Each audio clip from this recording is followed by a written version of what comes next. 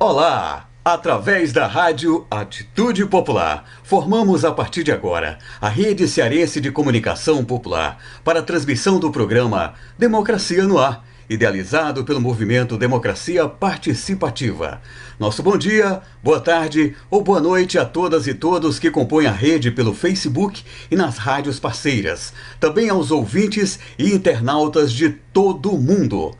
Produção Esdras Gomes. Locução técnica comigo, Jonathan Neto. Direção-geral da Rádio Atitude Popular, Souza Júnior. Com apoio da AFBNB, Sintaf, Mova-se, o Show Advogados Associados, Sindicato dos Bancários, Sintufse, Sindipetro, Sintepave, Sindiconte, Simpospetro, Sindojus, Adufse, SC Assessoria Contábil e Unicursos do Professor Júnior. Está no ar. Democracia no ar, ao comando dela, a jornalista Marina Valente.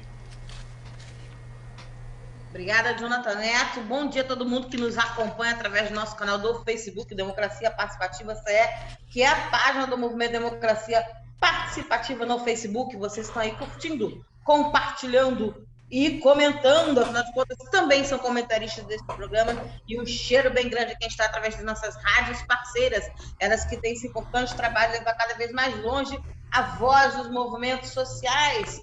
Vamos falar aí um pouquinho sobre a situação da pandemia do Covid no programa de hoje, porque nós daí com quase 59 mil mortos e 6 mil no caso do estado do Ceará, precisamos discutir se é hora aí de começar a flexibilizar o isolamento, não é? E entender um pouco como é que o cenário se encontra da pandemia, tendo em vista, inclusive, que o nosso governo federal tem jogado de forma cruel contra os dados, né? E o acesso à informação. A gente vai receber como convidado o ex-secretário de Saúde do Ceará e do Coletivo Médicos pela Democracia, membro do Coletivo Médicos pela Democracia, doutora Arruda Bastos. Seja bem-vindo ao programa.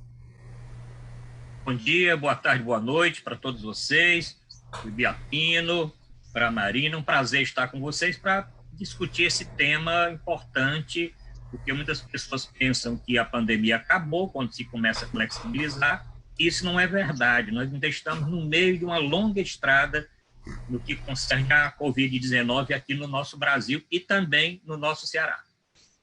Ok? E terça-feira é dia de comentários dele. O comandante maior das terras alencarinas, Ibiapina.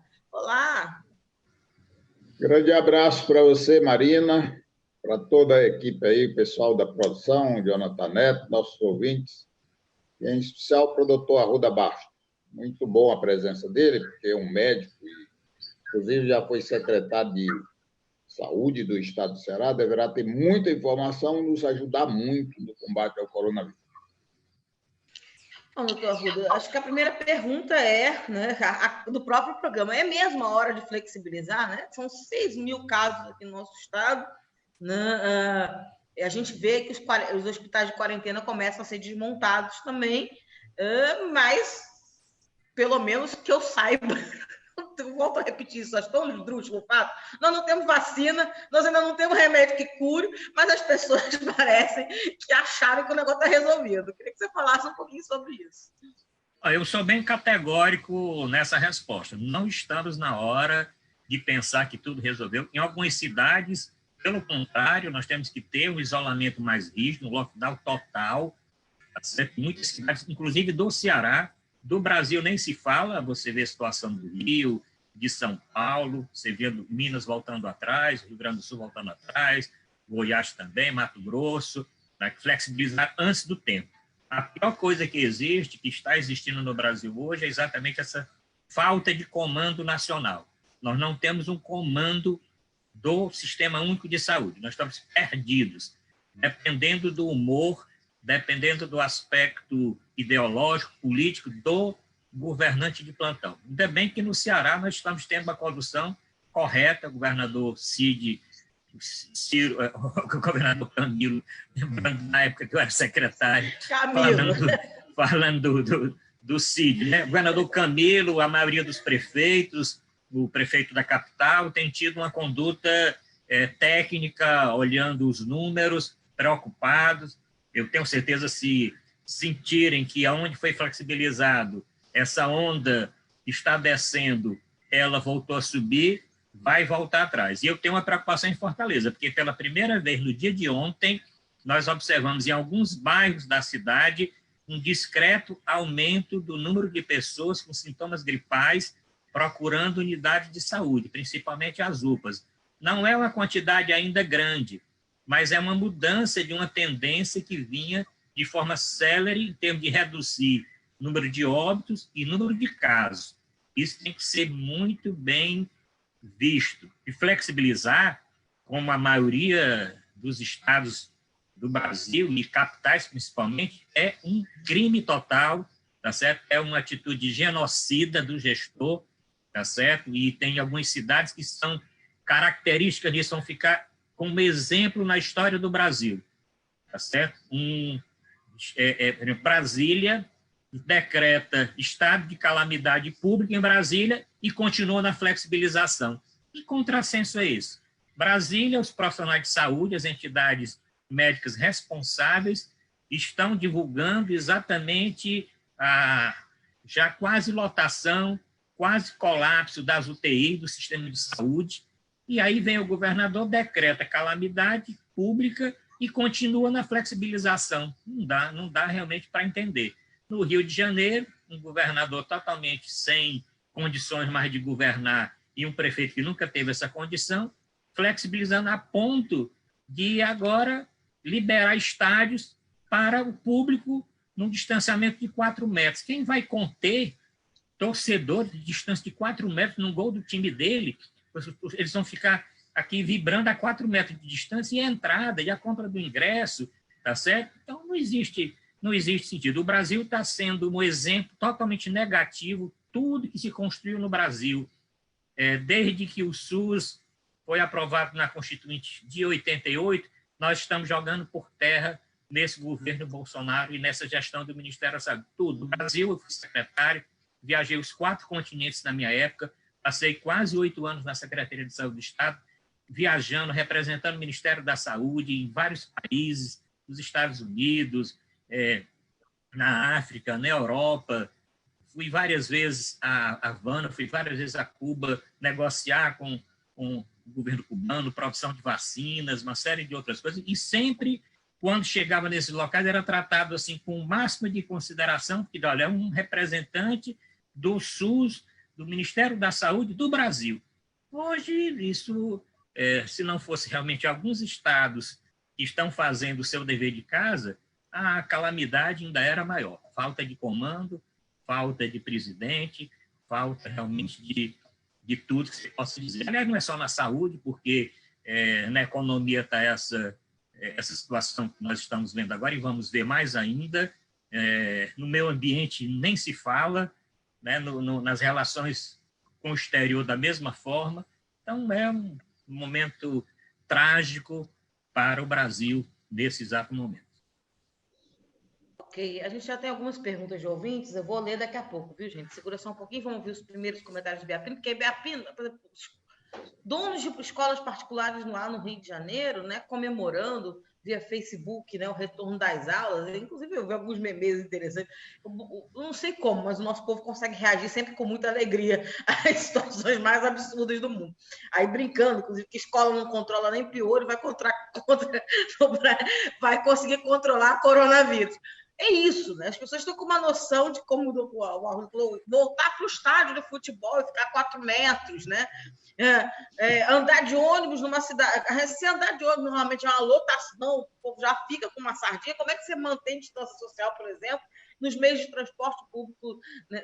Enfim, mas a sensação que às vezes dá quando a gente abre a porta e vai lá fora é que tudo virou normal. Ou seja, a gente tem uma política da presidência da República, né, de normalizar a situação, ou seja, o negacionismo como uma política de Estado. Eu acho que é talvez a primeira vez que eu vejo isso mais claro por parte do governo Bolsonaro. Ele resolveu ignorar que o país tem Covid, né, que o país está passando por uma pandemia, segura os dados, né, não facilita, né, o acesso à informação, e aí as pessoas resolveram entrar na mesma vibe. Então, elas estão circulando como se tudo tivesse resolvido, até porque a gente ainda tem, em alguns momentos, a imprensa comprando esse discurso de normalidade das coisas a partir da flexibilização.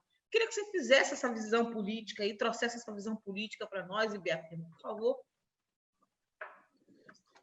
Bom, eu acho que nós estamos vendo no mundo todo uma grande luta entre a vida e o dinheiro. No Brasil, especificamente, que é o país que nós estamos falando para o Brasil, é claro que a nossa voz vai em outros países, mas é resumida. Aqui a gente tem um pouco mais de penetração. É como disse muito bem o doutor Arruda Bastos, nós temos um governo que é essencialmente mentiroso, ignorante e desavergonhado. E, desde o início, esse governo está defendendo o fim do isolamento.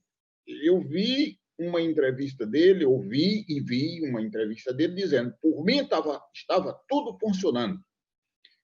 Segundo, nós todos vimos e ouvimos ele promovendo manifestações para voltar ao trabalho, para fechar o Congresso Nacional, aglomerando o povo. Todos nós vimos e ouvimos ele dizendo, isso é uma gripezinha. Todos nós ouvimos e vimos ele dizendo que cloroquina resolvia o problema. Isso é um cachorro. Ainda bem que alguns partidos e algumas organizações se reuniram e fizeram uma representação criminal, acho que no Tribunal Internacional, contra ele, porque ele atentou contra a vida das pessoas. Isso é um criminoso. Porcaria de coronavírus. Eu ouvi muitos cientistas, nesse período, foram escritos 60 mil artigos sobre o problema dessa doença. É claro que eu não li tudo isso, não sou doido, mas li alguns e nem teria tempo. Mas ouvi muitos médicos, o cloroquina é um perigo para a saúde. Tem que ser com orientação médica, não pode ser distribuído ao léu. O isolamento, como nós não tínhamos conhecimento da doença, era o único meio para evitar a contaminação das pessoas. E este mentiroso fez tudo ao contrário. Então, está aí o problema. E agora, terminando, eu, desde o primeiro dia, que disseram que iam flexibilizar, eu disse imediatamente, inclusive, acho que gravei um vídeo sobre isso, está errado. Se em março nós tínhamos uma pessoa, mais ou menos no dia 10 ou 9 de março, nós tínhamos uma pessoa e chegamos a 1 milhão e tantos. Agora, se nós temos 1 milhão e tanto, é caro. Claro que até uma pessoa sem nenhuma capacidade cognitiva compreende que a possibilidade de contaminação é muito maior. Essa conta que eu vou fazer aqui, Marina e doutor Arruda, ela não é 100% certa, porque, na verdade, são 3 meses. Conta de um para o outro. Mas vamos ser bem flexível. Vamos imaginar que foi março todinho, não foi? Abril todinho, maio todinho, junho todinho. 4 meses. Se você dividir 59 mil pessoas por 4 meses, dá 14.750 pessoas mortas por mês. E esse problema do futebol é outro perigo, gente, é o dinheiro. Esse futebol está tudo errado, tem que ser revisto isso. Vamos imaginar que o Ceará, o Fortaleza ou o Ferroviário seja campeão, sem ninguém ter ido ao estádio. E a festa que o pessoal vai fazer no meio da rua? Se o Vasco for, e a festa que o pessoal vai fazer no meio da rua? Se o Grêmio ou o Internacional for campeão do campeonato estadual, a festa que o pessoal vai fazer no meio da rua? Não precisou ele ir para o estádio, ele fez a festa, não quis nem saber. E aí o perigo aumenta para toda a sociedade. Com você, minha querida Marina. Ok, Ibiapino. Eu queria... tem muito ouvinte, vamos lá, vamos neles primeiro. A Camila Silveira está dizendo, bom dia, Marina, Ibiapino e doutora Arruda Bastos. Temos alguma fonte segura sobre as sinalizações das novas vacinas? Eu pergunto aí da camarada Camila Silveira. A gente também tem a Jussandra Silveira dando bom dia, o Sebastião Baldino dizendo fora Bolsonaro, assim como o Antônio Moreira da Silva, o Natanael J. Silva dizendo hashtag volta PT, o José Benedito Alves dizendo, está falando com a gente, Mauá, São Paulo, cheiro grande para todo mundo aí. O Lau Santana dando olá para nós, a Sebastiana Balbino dizendo hashtag Stop Bolsonaro Mundial, o Júlio Borges dizendo bom dia, urgente luta presidente, o Francisco Ferreira dizendo estamos perdidos de sul a norte, de leste a oeste desse país, jogados na lama. O Carlos Alberto da Silva diz Santa Teresa presente no Rio de Janeiro, cheiro grande para todo mundo aí de Santa. Jussara Silveira dando bom dia. A Selma Mello dizendo verdade, o país está uma vergonha com esse presidente no poder. O Renan City dizendo democracia somos 70%, não fascismo, não racismo. Deus só criou o que é bom, o mal destrói o mal. E o Elias Fonseca dizendo governador de Brasília pirou de vez. Por aí. É possível. Vamos lá. Arruda Bastos, queria que você respondesse a pergunta aqui da Camila, a primeira pergunta, que é a questão, né, que já começa a ser discutido, né, enfim, anunciado algumas soluções para o problema aí da pandemia, mas nenhuma parece muito ainda 100% acertada. Eu queria que você conversasse para a gente um pouquinho, contasse um pouquinho para a gente sobre cenários, né, de solução aí para a cura, ou seja, vacina ou remédio no combate do Covid. Um abraço aí para a Camila, um grande abraço para a camarada Camila. Bom, dizer o seguinte, nós temos 3 grupos avançados em termos de vacina para a Covid-19. O grupo inglês, lá em Oxford, que tem agora um convênio aqui, um convênio com a Fiocruz, a Santa Fiocruz tem esse convênio agora com Oxford. O grupo chinês, que tem também um convênio com o Instituto, com o Butantan, em São Paulo, e tem a farmacêutica americana. São 3 tipos de vacina diferentes. Dentre 180 outras vacinas que estão sendo trabalhadas e estudadas, até mesmo no Brasil. Nós temos na Universidade Federal de Minas Gerais um trabalho de uma vacina também para a Covid-19. Está um pouco atrás dessas outras 3. Muito provavelmente, um desses 3 grupos, ou o grupo chinês, o grupo inglês ou o grupo americano, esse vai sair na frente em termos de fazer o teste e confirmar a eficácia e eficiência da vacina. Isso não quer dizer que as outras depois não possam ter confirmação. Nós devemos ter muitas vacinas de todos os tipos, vacinas de todos os estudos, são diferentes cada uma dessas vacinas. Umas vão dar uma imunidade mais permanente, outras vão dar uma imunidade menor, como é o caso da vacina que nós temos hoje para a gripe. Esse grupo chinês é uma vacina muito parecida com a vacina da H1N1. Mas é bom dizer assim, isso não é uma coisa para esse ano.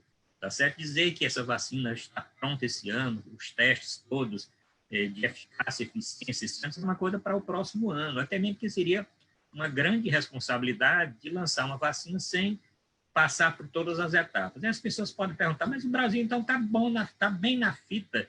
O Brasil está bem na fita, está com esse convênio com os chineses, está com esse convênio com os ingleses. Nós estamos nesse convênio porque o Brasil é o campo melhor para testar a vacina, porque é onde o vírus está nadando de braçada. Se o vírus está nadando de braçada no Brasil, para você testar realmente uma vacina aqui, é faca no queijo, é bem fácil. Por isso que o Brasil está tendo isso. A parceria da Fiocruz, a Fiocruz é muito bem administrada, é uma fundação reconhecida também internacionalmente, é uma parceria que tem algum risco, porque o Brasil vai comprar antecipadamente 30 milhões de doses, sem saber se essas doses vão poder ser utilizadas ou não. É uma coisa de risco. Se a vacina for eficaz e eficiente, for lançada, for aprovada, nós temos esses 30 milhões de doses para poder vacinar os profissionais de saúde, vacinar os idosos, portadores de algumas comorbidades. Então, o que é assim? Vacina existe, vai sair, vai ser lançada no mercado, vai ser disponibilizada. O coronavírus vai causar todo esse estrago durante esse ano, vai ficar muito provavelmente de forma esporádica, como H1N1, tem a vacina do H1N1, aqui e acolá aparece um paciente com H1N1 que não tomou a vacina, que se descuidou, né? Esse ano mesmo no Brasil nós temos muitos casos de pessoas que tiveram H1N1, mas a vacina existe, inclusive junto com a vacina da gripe, mas não é uma coisa para agora. O que existe agora é realmente o isolamento das pessoas, é não flexibilizar onde não se pode flexibilizar, é o uso das máscaras. Máscara foi um erro, eu considero um erro,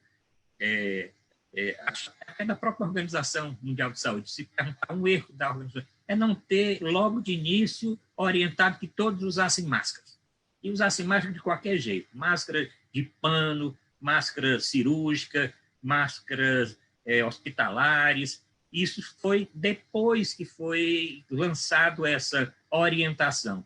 E, apesar dessa flexibilização, se não fosse o uso de máscara das pessoas que estão contaminadas, que não contaminam as outras, e das pessoas que não estão contaminadas, não se contaminarem também, quer dizer, esse jogo duplo aí de vai e vem, nós tivemos, sem dúvida, com a flexibilização, em todos os locais, crescido muito mais do que estamos crescendo em alguns locais. E nos locais que estamos crescendo, é exatamente o local onde a população não tem aderido muito ao uso de máscaras, onde a flexibilização foi mais cedo e não se aderiu tanto ao uso de máscaras. E essa flexibilização foi feita de uma forma muito rápida e não com etapas seguidas e avaliando realmente os números. Então, com relação à vacina, vamos ter a vacina, mas até o final desse ano, a orientação é quem puder ficar em casa, quem puder ficar isolado, quem puder trabalhar em home office, quem puder fazer suas coisas de casa, fiquem. Quem não puder, por causa do trabalho que voltou, tenha o máximo de cuidado, e aí eu posso até depois falar um pouquinho de orientação, porque eu acho que uma falha também, eu considero uma falha aqui do nosso Estado, como do Brasil de um todo, é orientar o trabalhador para a volta, o retorno às atividades.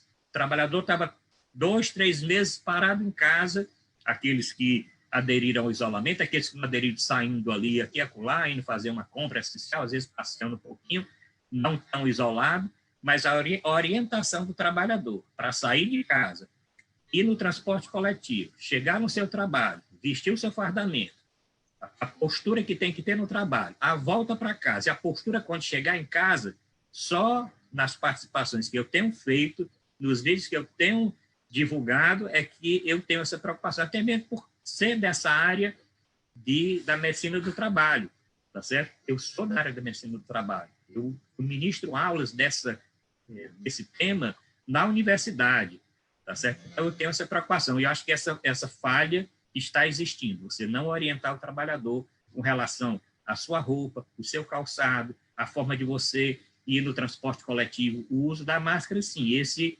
tem tido alguma divulgação. Você deve usar, deve levar uma outra máscara, botar um saquinho quando ela estiver úmida, chegar em casa, lavar, colocar uma solução com água sanitária ou com água e sabão, e depois só usar uma nova. Mas com relação à roupa, o calçado, eu vi poucas pessoas, o transporte, a postura na empresa, a denúncia se a empresa não estiver cumprindo com os protocolos sanitários, porque toda empresa, dependendo do tipo de empresa, da cadeia produtiva, tem um protocolo. Então, o SESMIT da empresa, a CIPA da empresa, os sindicatos têm que ter conhecimento que aquela empresa pertence a uma cadeia X e que o protocolo para aquela empresa é este, e que tem que existir na empresa pessoas responsáveis para verificar se esse protocolo está sendo realmente seguido. Ok. Diga-se de passagem, a gente às vezes não tem nem a CIPA funcionando direito, né, nas empresas brasileiras. Né? Vamos lá, a gente tem aqui a Rosiane Maria dizendo hashtag Stop Bolsonaro e Mourão, a Antônia Barra dizendo bom dia, a Antônia de São Paulo, fora Bolsonaro, cheiro grande para todo mundo de Sampa, a Rosiane Maria dizendo hashtag SOS Brasil, a Maria da Guia dizendo hashtag fora Bolsonaro, Souza Júnior, nosso diretor-geral aqui da rádio, dizendo ninguém sabe quando precisamente e como terá um fim essa epidemia e de tudo que já foi feito até agora. Enquanto comprovar a eficácia de uma vacina, tem razão, doutora Ruda Bastos, quando diz que o isolamento social, as medidas de proteção pessoal, como o uso de máscaras, é ainda o melhor remédio para prevenir o corona. E ele diz, outro aspecto a considerar, indispensável o prolongamento do auxílio emergencial até dezembro de 2020, pelo valor atual sem redução. Sem isso, a pressão para sair às ruas, principalmente de quem não tem outra fonte de renda, vai ser muito grande com o fim do atual auxílio e novas medidas de lockdown serão necessárias. Então, é melhor prevenir do que remediar, como diz o ditado popular. Antônio Biapina, seus comentários. Eu queria focar nessa questão do transporte coletivo. Essa doença trouxe muitas reflexões para nós todos. E são reflexões importantes. E eu, por exemplo, aprendi que o transporte coletivo no Brasil é uma desgraça. Esses empresários são irresponsáveis. Eles não têm nenhum senso de responsabilidade social. Mais que eu, doutor Arruda Bastos, que é médico, sabe das convenções da ONU, hoje da grande batalha da ONU, em relação a essa questão da responsabilidade social, porque um grande empresário, ele lucra muito dinheiro. E como é que ele lucra esse dinheiro? A partir de uma cadeia muito intensa. Vamos falar, por exemplo, do agronegócio. O agronegócio, ele produz de forma muito intensa. Mas essa produção, ele gasta muita água. 70% da água de um país é gasto com a agricultura, especificamente para o pessoal do agronegócio. Aí esses caras colocam veneno na plantação. O Brasil usa mais de 10 tipos que são proibidos no mundo todo, mas o Brasil continua usando. Que a média é mais ou menos 6 quilos de veneno para cada brasileiro. Se dividir todo o veneno que foi espalhado no solo brasileiro, a média é 6 quilos para cada brasileiro. Aí vem câncer e outras doenças.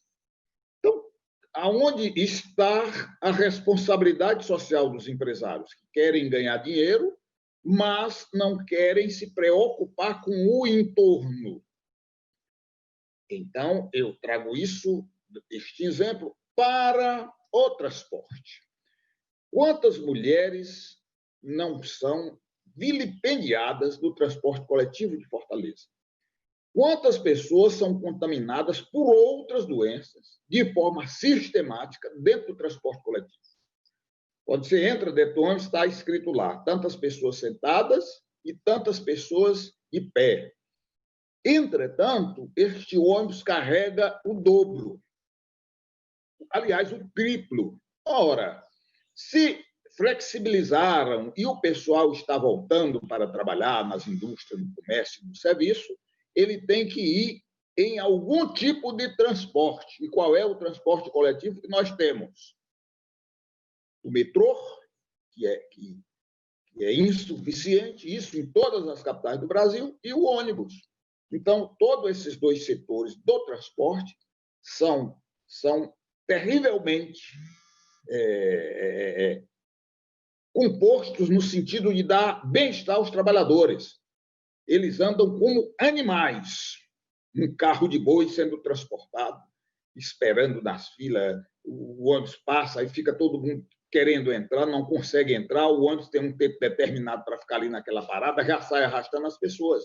Então, esse é um outro vetor terrível, e eu acho que os nossos vereadores, os nossos deputados federais e estaduais, têm que ficar antenados nesta questão e tentar resolver este problema, porque isso é inaceitável e agora é um dos maiores problemas para intensificar o contágio, minha querida Marina.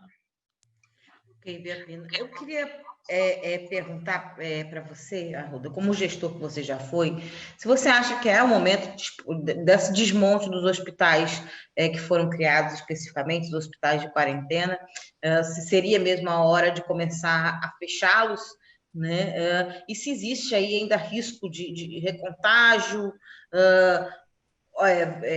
mutação do vírus e novos tipos de contaminação, outras ondas, né, de contaminação em grande escala. Queria que você falasse um pouquinho sobre isso. E a gente tem aqui o Fernando Souza dizendo hashtag fora Bolsonaro genocida. Ok, Arruda. Bom, pronto. Eu não concordo de forma nenhuma, no momento atual, de você desmobilizar 1 centímetro do que foi feito. Nós não estamos ainda nesta época. Ontem nós tivemos notícia de São Paulo ia desmobilizar o hospital de campanha lá do Pacaembu. Errado. São Paulo, muitas cidades, região metropolitana, crescendo a curva. São Paulo, com a população que tem, pode a qualquer momento aumentar, porque foi uma cidade que nunca cumpriu realmente com o isolamento, uma cidade que foi difícil, tem uma região periférica muito grande, tem muitas pessoas que não tiveram condição, até por falta desse auxílio emergencial, por falta do governo dar condições para as pessoas ficarem em casa. As pessoas saíram para ganhar qualquer coisa, para sobreviver. Então, não é hora. Aqui, em Fortaleza, mesmo com a diminuição do número de casos, mas com esse alerta de ontem, de ter aumentado, também não é hora. Até mesmo porque nós estamos chegando a um colapso na região do Cariri, tá certo? Nós chegamos no colapso e tem que ver como é que vai se comportar o Covid na região de Sobral, na Zona Norte. Nós temos cidades que estavam com poucos casos e agora os casos estão aumentando. Porque você, nessa pandemia, não tem aquele negócio de esse estado vai ser poupado, essa cidade vai ser... Não vai ser poupado. A cidade que tiver um isolamento melhor, tiver gestores mais eficientes, que controlarem a doença, que fizerem uma fiscalização maior, que a população tiver condição de ter um isolamento mais efetivo, vai ter um número de óbitos menor. É só você comparar a situação da Alemanha e a situação dos Estados Unidos, em número de óbitos. A Alemanha com 9 mil, os Estados Unidos com 124, 130 mil óbitos nos Estados Unidos. É só você comparar a situação do Brasil, tá certo? A situação do Brasil chegando a 60 mil óbitos, tá certo? 1 milhão e 400 mil casos no Brasil, nós estamos chegando exatamente nesse ponto, né? E exatamente porque a gestão não foi... Então, não é hora. Se o gestor colocou, você pode até fazer o seguinte, bom, não está tendo paciente aqui, desmobiliza um pouquinho nas escalas de plantão, deixa a equipe só de plantão, não precisa estar a equipe toda completa esperando se a doença vai voltar. É você retirar o hospital de campanha, tirar os respiradores, tirar os leitos, tirar aquela estrutura que foi feita, uma estrutura que custou caro, muito caro. Até nós temos a discussão por que isso não foi feito num local permanente e pudesse depois servir de legado em termos de saúde pública, né? Não dava tempo, tinha que ser de campanha mesmo, porque é mais rápido montar. Então, é mais rápido montar, mas não deve ser tão rápido de desmontar, tá certo? Eu vi que hospitais de iniciativa privada estão fazendo isso, eu acho que tem que fazer também com muito cuidado, mas o hospital privado, se quiser, imediatamente pode montar, é outra coisa, mas o serviço público se desmobilizar uma estrutura dessa de campanha, para você depois mobilizar, demora algum tempo. Então, acho que esperar esse mês agora de julho, se até final de julho a situação se comportar dessa forma, todas as regiões do Ceará começarem a cair, testar em massa a população, porque as pessoas falam o que é que deve ser feito, o que nunca foi feito no Brasil. O Ceará, inclusive, tem destaque, tem feito muita testagem, testar a população. E não é testar com teste que não tem confiança, que dá muito falso negativo, é testar um RT-PCR, é testar a sorologia, se o paciente realmente formou anticorpos ou não, tá certo? É ficar acompanhando e afastar, isolar aqueles positivos. Tá? Isso nunca foi feito com eficiência e nem na quantidade. O Ministério, desde o tempo do Mandetta, ainda ministro, dizia que o que ia fazer era articular para testar em massa a população. Passou para aquele Nelson Tais, que não deu nem tempo de fazer coisa nenhuma. E agora nós estamos sem ministro da Saúde há mais de 2 meses e é só conversa que vai testar em massa. Kid, onde é que está o processo aí? Onde é que está o projeto? Onde é que estão os testes? Como é que esses testes vão ser distribuídos? Só dizer que vai testar e não testar, o Ceará, em número de testes, tem até um destaque. Nós vamos chegar de 300 mil pacientes testados em comparação com outros estados que não testam nada, e Minas é um exemplo. Minas Gerais, o exemplo de gestão do SUS. Sempre, desde a época do PSDB em Minas Gerais, eu na Secretaria de Saúde tinha essa história. O que é bom em Minas Gerais? Minas Gerais tem um sistema de regulação ótimo. Que coisa, não era só conversa. Agora, tinha poucos casos, porque não notificava, não confirmava os casos de síndrome aguda respiratória grave. As pessoas morriam de causa indefinida, morriam de sintomas que era Covid e não se colocava, porque ninguém testava. Ah, por que Minas não tem? Depois que a situação piorou mesmo, que aí os números não podiam mais conter essas informações, e aí a responsabilidade é de flexibilizar, porque os números eram falsos, agora está fechando Belo Horizonte, muitas cidades, falta de testes. Um grande problema nosso foi exatamente não ter, e poderíamos ter tido, o Ministério da Saúde poderia ter tido, de janeiro, do fim de dezembro, quando a doença começou, quando a Organização Mundial da Saúde foi notificada em janeiro, começo de janeiro, até a doença chegar no Brasil, podíamos ter montado, o Ministério da Saúde poderia ter montado toda uma estratégia de testar a população, de testar e até evitar o trânsito de turistas durante o Carnaval, depois do Carnaval também a mesma coisa. Aqui nós tivemos uma luta, uma coisa incrível. O governador querendo fechar o aeroporto para voos internacionais e o governo federal, a ANAC, não querendo deixar que o governador fechasse.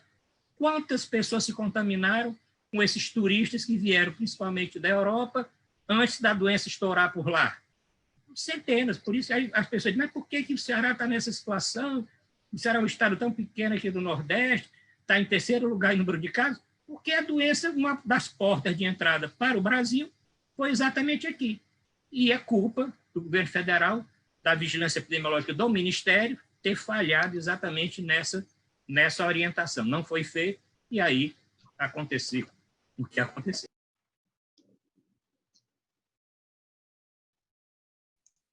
Ok, a gente tem algumas perguntas aqui de ouvintes. O Francisco Antônio dos Santos está perguntando, o doutor Arruda Bastos tem algum estado que atualmente esteja no caminho certo? Aliás, não é só a pergunta dele, a gente tem o José Maria Filomeno também dizendo a mesma coisa. Como avaliam a atuação dos governadores e prefeitos em suas cidades, né? Então, é o pessoal querendo, ele também diz, bom dia, parabéns pelo debate. A gente vê aí a preocupação de ter um exemplo, pelo menos um norte, né, que oriente. Tem alguém acertando? Como é que está a diferença entre os estados nesse sentido? Um abraço aí para o Zé Maria Filomeno, grande advogado e economista, conheço, participo, inclusive, de alguns debates com ele. Bom, dizer o seguinte, exemplo, 100% é difícil dizer. O Ceará pode se colocar como um estado que se posicionou bem, porque se nós não tivéssemos tido esse posicionamento no dia 19 de janeiro, antes do dia 19 de janeiro, no dia 18 de janeiro, quando o governador decretou o primeiro isolamento, fechando tudo que é empresa, eu não sei o que teria sido do Ceará 14 dias depois daquela data. Então, em termos de Ceará, é o estado que mais testa, é o estado que construiu rapidamente a estrutura, que agora nós estamos com respiradores suficientes, inclusive, para suprir as necessidades do Cariri, né? Respiradores vão para Brejo Santo, vão para Crato, para Juazeiro, para Barbalha, para Uicó, para Iguatu, para fortalecer Sobral, e nós podíamos estar com a dificuldade. Ainda existem 200 respiradores que vão chegar da China. Isso vai ficar um grande legado em termos de estrutura de UTIs para o Estado. Mas a maioria dos estados, agora vamos fazer um ranking. O pior, Rio de Janeiro. Se for fazer um ranking, o segundo pior, tá certo? Apesar de algumas coisas certas, mas o estado de São Paulo também não nessa flexibilização vacilou. E se for falar que eles piores, são os que estão voltando agora. Porque se está voltando agora, é porque a flexibilização não foi feita como deveria ser. E aí nós podemos falar do Rio Grande do Sul e podemos falar de Minas Gerais. Os outros estados têm uma estrutura menor de saúde, você vai para o Rio Grande do Norte, o Rio Grande do Norte sempre tem uma estrutura menor de saúde. Está sofrendo também com um grande número de casos. Eu vou falar da Zona Norte, lá de Belém, Manaus, que sofreram tanto, tiveram a condução certa, depois vacilaram também. O grande erro é assim, por isso que as pesquisas mostram que os governadores tiveram uma aceitação muito grande e depois essa aceitação caiu. Caiu porque muitos mudaram a cabeça. O governador lá de lá do Brasília, foi o primeiro a decretar isolamento total. Passou pouco tempo, se encontrou com o presidente, não sei o quê, aí abriu tudo. Está entendendo? E agora está acontecendo isso. Rio de Janeiro também, o início, o Witzel decretou isolamento total, depois aquele problema daquela operação da Polícia Federal, desapareceu do mapa, 3 secretários já foram também, porque mudar secretário de saúde numa pandemia, mudar ministro numa pandemia, isso é uma coisa assim gravíssima em termos de gestão. Como é que você muda? E outra coisa, não muda só o secretário, muda a equipe toda. O Ministério da Saúde hoje está cheio só de militares, não tem nem Tribunal de Contas da União, numa auditoria, mostrou o quê?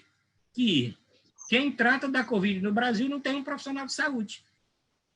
O comitê que trata da Covid no Brasil não tem um infectologista, não tem nem sequer um médico de nenhuma especialidade, existem pessoas que são normalmente militares. O Ministério da Saúde não tem praticamente ninguém mais especialista na área realmente da epidemiologia, principalmente.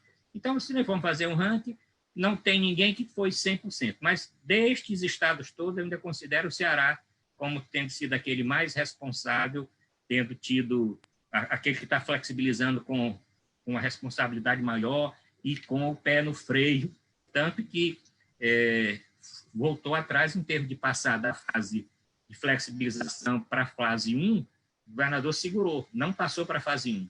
Depois, da fase 1 para a fase 2, alguns locais não. E decretar esse isolamento radical em algumas cidades também foi uma conduta correta aqui do Ceará. Então, o Ceará se destaca. O Ceará sempre se destacou.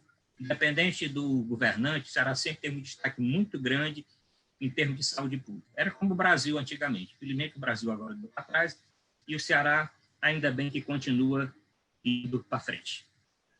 Ok, a gente tem várias perguntas de ouvinte. O Gabriel está dizendo, nós temos a capacidade de nos acostumarmos e, portanto, normalizamos tudo, inclusive o que é trágico. Ontem, 800 mortes por dia na Itália era trágico. Hoje, 1.300 mortes por dia no Brasil e todo mundo querendo a vida normal. Aí começa uma sessão aqui de dúvidas, doutor Arruda Bastos, no sentido da questão da cloroquina. Volta a vir à tona essa cloroquina, o pessoal ainda não entendendo que, na verdade, o problema maior dela é os efeitos colaterais que são de extremo risco. Eu queria que você falasse um pouquinho sobre isso, porque se confunde um pouco a questão do tratamento com a cloroquina. Eu queria que você explicasse cientificamente mesmo, porque, por exemplo, o Ronaldo está dizendo que ele teve na família 5 pessoas de uma mesma...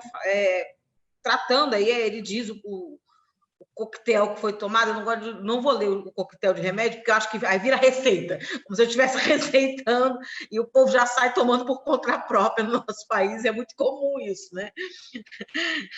Aquele famoso, não, um tio de uma amiga, da prima, tomou tal coisa e ficou curado, então não vou por aí, mas ele diz o coquetel que tomou de remédios e diz como é que pode ser explicado na família e outros tantos que estariam curados aí pelo uso da cloroquina. E o Gabriel diz a mesma coisa, que teve o uso também da cloroquina na família, assim como o Ronaldo Ferreira e tal, pergunta, né, se existe incoerência em fazer uma afirmação sobre o uso da mesma, né, ser um uso criminoso, já que existem essas pessoas que afirmam ter sido curadas por ela. O Francisco pergunta novamente qual é o local. O Natalino Santiago diz Brasil tirando o Bolsonaro. A Néia Colodete diz toma vergonha na cara, porque apoia comunista, apoio, tem maior vergonha na cara. Inclusive, digamos passagem, outro estado está dando show no tratamento do coronavírus, é lá, governado por um comunistazinho, o Flávio Dino. A gente tem a Maria Cristina dizendo, e você? Está respondendo o nosso ouvinte. Bozolino, está cansado de se envergonhar, não, com Bozo? O Natalino Santiago diz, fora Bozo, estamos cansados de você, dá lugar para quem sabe governar. Maria da Guia diz, hashtag fora Bolsonaro. A Ludmila Raquel dizendo, hashtag stop Bolsonaro. E o José de Freitas perguntando se em dezembro a gente já tem vacina e se é eficiente. Ele já respondeu, qualquer coisa ele responde novamente. E a gente tem a Daniela Nobre Cavalcante, a Dani lá também, camarada, dizendo bom dia, no Ceará a dexametasona está sendo utilizada? É a pergunta aqui da ouvinte. Então, o pessoal já preocupado na questão dos remédios, como é que está aí essa questão, doutora Arruda Bastos? Bom, vou começar da dexacloroquina. A dexacloroquina iniciou a usar no Ceará desde março. Depois, também a Universidade de Oxford, na Inglaterra, realizou vários trabalhos provando que ela tem ação em termos de tratar pacientes extremamente graves, pacientes que estão naquela tempestade inflamatória, porque é bom dizer o seguinte, que a doença, a Covid-19, que é a doença, e o agente, que é o novo coronavírus, ele causa no organismo uma reação inflamatória imensa. Quando o paciente tem uma grave pneumonia pelo vírus, o organismo reage de uma maneira exacerbada. Então, o que é que foi descoberto? Você usando o corticoide, dexametasona, que é um corticoide antigo e barato, você reduzir essa resposta do organismo intensa, e você conseguia, então, salvar muitas pessoas que estavam à beira da morte na UTI. Então, para esses casos, a dexametasona está sendo útil. No Ceará faz parte, desde o início, para esses casos, se usar dexametasona. A cloroquina é uma falácia total. A cloroquina não tem nenhuma ação na Covid-19. Não tem ação nenhuma. Isso foi demonstrado, já está sendo demonstrado cada vez mais em todos os trabalhos científicos. Mesmo naquele trabalho que foi questionado, um trabalho muito amplo, com 94 mil pessoas, depois foi questionado o resultado, mas outros depois, trabalhos extremamente sérios, confirmaram que os efeitos colaterais são mais maléficos do que algum benefício. Isso nós já sabíamos, porque um medicamento in vitro pode ter uma ação para uma certa doença. Cloroquina in vitro salva até as pessoas de dengue, salva de zika vírus, de chikungunya in vitro. Mas quando é no corpo humano, não tem realmente ação. E os efeitos colaterais, principalmente cardíacos, podem ser extremamente graves. Em canto nenhum do mundo hoje se aconselha mais usar hidroxicloroquina. Os Estados Unidos, não tendo o que fazer com os comprimidos que foram produzidos lá, está mandando aviões aí para o mundo todo para distribuir, porque não quer ficar nem com esse excesso lá. Aqui no Brasil tem que ser aberto uma investigação como que a Presidência da República, como o Exército, como o Ministério da Saúde orienta que os laboratórios militares produzam uma quantidade imensa de remédio que durante 18 anos nós não vamos ter falta de cloroquina no Brasil. Nós vamos ter medicamento, a cloroquina no Brasil, que vai ser usada há 18 anos para o que ela realmente tem ação, que são as doenças reumáticas, tá certo? Que é para lúpus, que é para artrite reumatoide, que é para malária. Então, para essas doenças, nós temos medicamento que pode tratar o Brasil durante 18 anos. Só que esse medicamento, existe medicamento que tem um prazo de validade de 18 anos. Consequentemente, uma grande parte desse medicamento vai ser incinerado, não vai ter utilidade nenhuma. E o governo gastou milhões, inclusive existe denúncia da compra do insumo para produzir a cloroquina da Índia de forma superfaturada. Então, isso precisa que os nossos parlamentares, que os órgãos de fiscalização entrem firme nisso. Como é que um governo manda produzir milhões e milhões de comprimidos sem ter nenhum artigo científico, sem ter um trabalho científico orientando isso, e agora está com comprimido para 18 anos para as doenças que realmente servem. Então, se alguém tomou cloroquina com outro antibiótico, com outro remédio para verme, com outra coisa, muito provavelmente, se não tivesse tomado nada, esses que ficaram bons teriam ficado, porque a maioria dos casos são casos que curam o próprio organismo, a defesa do organismo cura a doença. Certo? Não existe nenhuma comprovação. Cloroquina, uma fala, tanto que hoje o governo não fala mais nem cloroquina, porque se falar em cloroquina, alerta para isso que eu estou dizendo. Alerta o que fazer com a cloroquina que está vindo dos Estados Unidos e a cloroquina produzida no Brasil. Não tem efeito. Nós não temos um medicamento. Nós temos medicamento, assim, de uso em UTI para paciente extremamente grave. De forma preventiva, não temos nenhum. De forma, assim, comprovada que use e tem efeito terapêutico, nenhum. O efeito terapêutico é aquele paciente que é portador, quando ele tem sintomas, ele deve ir para um hospital, se tiver sintoma respiratório, deve ser avaliado, ser colocado no respirador, e aí ter o suporte de hemodiálise se precisar, ter o suporte de antibiótico se tiver uma pneumonia bacteriana, suporte de hidratação, suporte hídrico, eletrolítico, de exames, que no UTI pode ser feito. Os que escaparam por isso. Agora, eu tenho dito também, a pessoa diz, não sei quantas mil pessoas se recuperaram da Covid, se recuperaram, ou seja, não faleceram.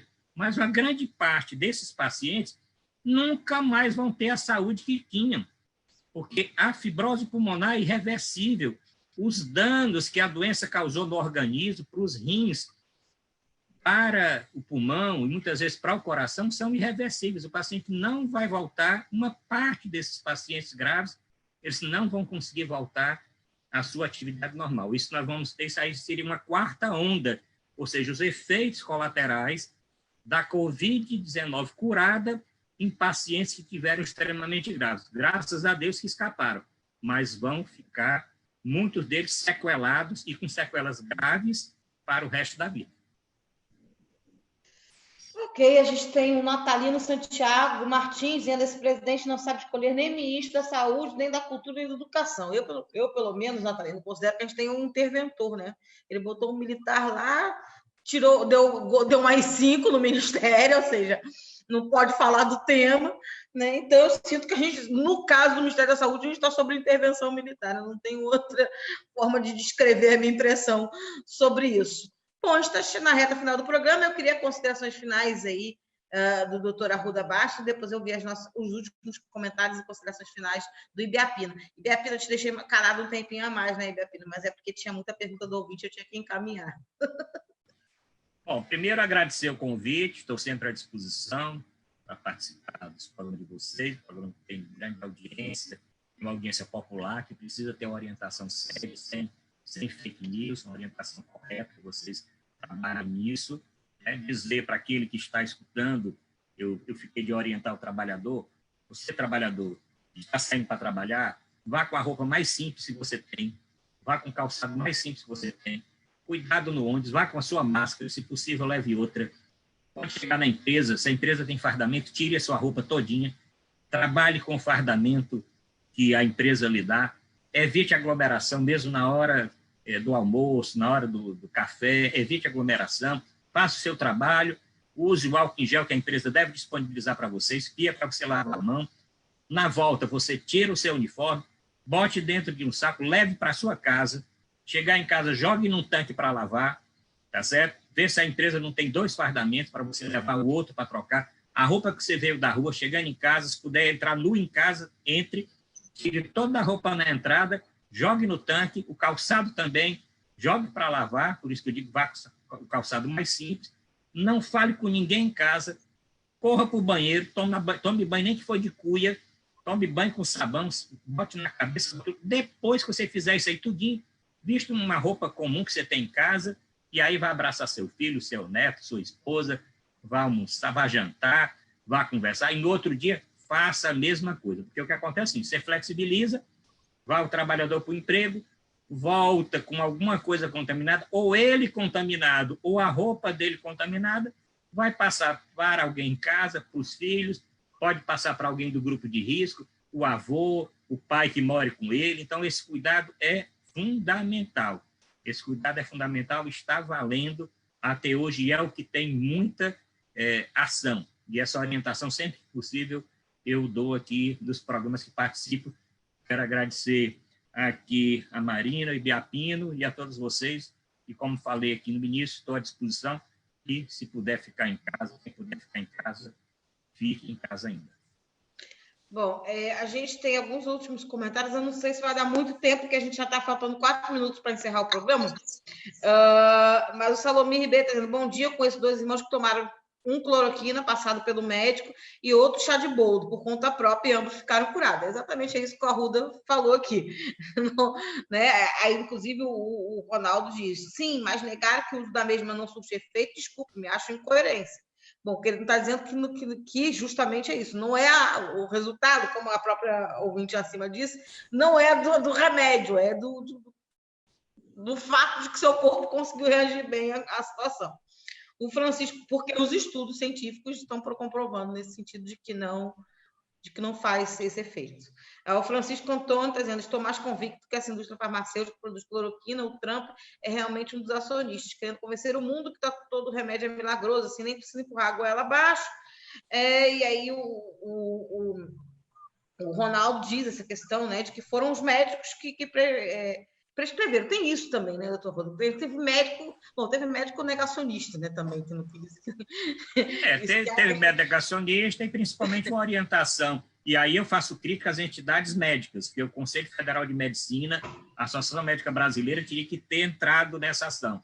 Mas como a maioria dessas entidades são todas bolsonaristas, ou trabalhar com Bolsonaro, não cumpriram o seu papel de orientar. E muitos médicos não é que tenham sido obrigados, porque foi liberado para usar. Muitos médicos, alguns utilizaram assim como uma medida salvadora. Vamos usar 5, 6 remédios. Estão dizendo que algum tem efeito, vamos juntar 6 de uma vez e acompanhar de perto, e se tiver alguma reação, tirar. Mas foi errado. E as entidades médicas tiveram um papel negativo, ainda estão tendo nessa linha do tratamento, e o Ministério da Saúde, principalmente, que nunca era para ter orientado, como agora. Os Estados Unidos estão dizendo que desorientou, a França também, tá? Todos os países estão proibindo até de usar. Aqui ficou essa confusão toda, e não tem realmente efeito. Quem tomou, que ficou curado, ótimo, mas também quem tomou o chá ficou, quem tomou o melhoral ficou, e quem faleceu. Não foi a cloroquina, pode até ter tido algum caso, o paciente ter tomado a cloroquina, ter tido uma complicação cardíaca, ter tido uma parada cardíaca e morreu de urgência, e nem diagnosticado foi. A cloroquina pode ter feito mal e não bem, está confirmado em todo mundo. Tem também um último comentário aqui do Natalino, dizendo que o presidente não quis nem tomar conhecimento dos respiradores da USP, que seriam construídos com apenas R$1.000 em 2 horas, mas para que isso se não daria desvio de dinheiro? Bom, eu não tenho mesmo mais tempo para ler mais comentários. Além desses, eu vou passar aí aos comentários finais e suas considerações, Antônio Ibiapina. 3 coisitas. Primeiro, eu creio que o doutor Arruda Bastos deu uma importante contribuição nesse debate para muitas pessoas que estão escutando o programa. Segunda coisita, eu tenho um amigo de muito tempo, e eu tenho maior respeito e consideração por ele. Ele já tem mais de 60 anos, e o pai tinha 90 e poucos anos, já era cego, não saía de casa, e não sei como pegou a coronavírus. Acredito que alguém levou de fora para dentro de casa. E morreu, o pai desse meu amigo. E o meu amigo pegou a doença. Uma febre grande, dor de cabeça, fastio, não comia nada e não sentia cheiro. Por isso, todo mundo sabe que ele pegou coronavírus. Mas ele preferiu não ir para o hospital, porque achava que seria pior. E ficou bom. E não tomou nada. Ficou só em casa, a mulher pelejando para dar uma sopinha, um chá, não sei o quê. De modo que é isso que o doutor disse. Cientificamente, gente, está provado. Então, pode ser que a pessoa ficou boa, porque foi frágil, a doença. E a terceira coisa, eu sabia, e agora eu vou, na minha consideração final toda a vida, dizer o seguinte: eu não apoio o comunista, pelo contrário, eu sou comunista. Espero que vocês leiam a obra de Marx, que é uma obra extraordinária. O Marx, como filósofo, compreendeu que toda riqueza é produzida pelo trabalho. Entretanto, toda riqueza é concentrada na mão de meia dúzia. E o trabalhador fica sempre na miséria. Vocês que agora, o senhor falou aí, estão vendo, como todas as pessoas inteligentes estão vendo, o quanto os pobres sofreram com esta doença. A dificuldade dos pobres, vocês estão vendo. Então, eu quero que vocês reflitam sobre a pergunta que vocês fazem. O que é que vocês fizeram? Eu já dei uma resposta dura na semana passada. Esse tipo de gente tem que ser tratado duramente. Mas vou dizer uma coisinha que a gente fez. Nós, os comunistas, a transposição das águas do Rio São Francisco. Vocês não sabiam, né, que essa obra foi feita. 400 quilômetros, mais de 400 quilômetros. Vocês não sabiam que muita gente bebe lama no interior contaminada de verminose. Com a água do São Francisco, muita gente vai ter dignidade, vai ter água tratável e muitas doenças vão desaparecer. Vocês não sabiam que a água do São Francisco vai ajudar na produção do desenvolvimento humano. E água significa saúde, significa desenvolvimento, produção e dignidade para as pessoas. Pois essa foi uma obra dos comunistas. E espero que vocês que têm raiva usem dessa obra para você ver como é bom a solidariedade e o respeito pela vida de todas as pessoas, independentemente da cor dela, da religião. Aliás, é preciso parênteses, né, Ibiapina? E vieram os não comunistas para privatizar a água esses dias, né? Aí o dinheiro vai para eles agora, o lucro. Bom dia e um abraço para todo mundo. Obrigada, Ibiapina, pela sua participação. Mais uma vez, obrigada, doutora Arruda Bastos, e obrigada a todo mundo que esteve nos acompanhando através do nosso canal do Facebook, Democracia Participativa CE, que é a página do Movimento Democracia Participativa no Face. Vocês que estiveram curtindo, compartilhando e comentando, afinal de contas, também são comentaristas desse programa, e um cheiro bem grande a quem esteve através das nossas rádios parceiras, elas que têm esse importante trabalho levar cada vez mais longe a voz dos movimentos sociais. Eu fico por aqui, 10 horas da manhã, amanhã, mais um Democracia no Ar em Quarentena aqui com vocês. Beijo grande.